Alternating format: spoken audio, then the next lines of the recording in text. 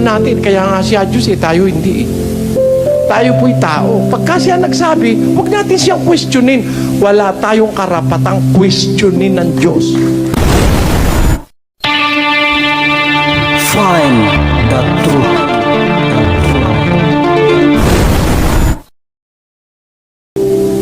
Kung walang dugo, walang laman. Kung walang laman, walang dugo. Ngayon, ang dugo, bawal daw.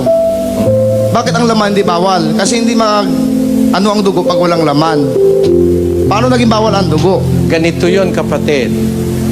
Yung salita mo po na kung ang laman galing sa dugo, kung walang dugo, walang laman. Yan ang sabi nyo, no? Susundan ko po kayo ron. Tapos ang inyong salita, bakit bawal ang dugo? Ba't hindi bawal ang laman? Sabi nyo. Ngayon, bakit kailangan bawal ang dugo? Parang ganito yon. May misis kayo. Ayan. Nagsisiping kayo. Opo. Oh. Yung anak, may anak kayo? Oh, sisipingan nyo ba yung anak nyo? Pwede ba natin tanungin sa Diyos? Ba't hindi pwede sipingan ko anak ko? Laman din yun.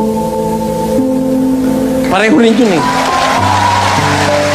Alam po nyo kasi ganito kapatid. Ang Diyos ang nagtatakda kung bawal o hindi. Kung bakit, ewan ko.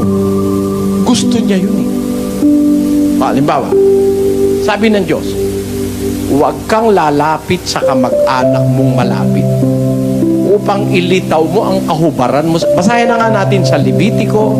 Pakinggan nyo ang sinasabi sa 18. Huwag lalapit ang sino man sa inyo sa kanino man sa kanyang kamag-anak na malapit upang ilitaw ang kanyang kahubaran. Ako ang Panginoon. Utos ng Diyos yan Ba't hindi naman pwede? Nagmamahalang kami nung pinsang kong buo. Oh. Ba't hindi pwede? Meron nga magkapatid Ba't hindi pwede? Kasi bawal ng Diyos Ano pakialam natin? Kaya nga siya Diyos tayo hindi Tayo po'y tao. Pagka siya nagsabi, huwag natin siyang questionin.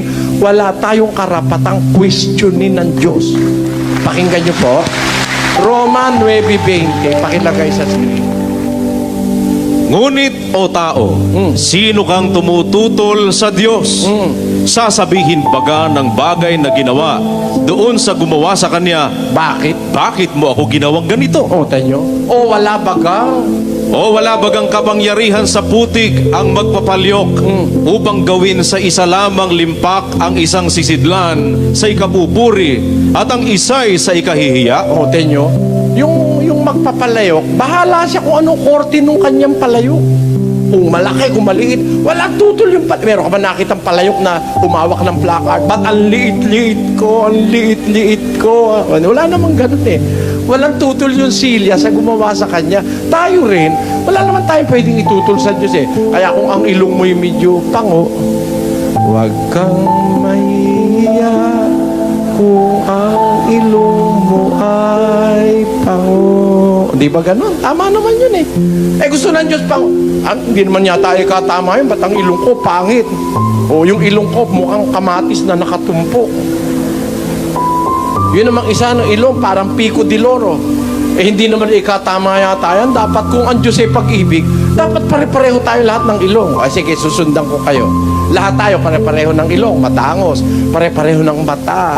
Pare-pareho ng kilay. Pare-pareho ng pilik mata. Pare-pareho ng buhok. Pare-pareho ng taas. Pare-pareho ng kulay. Anong labas natin?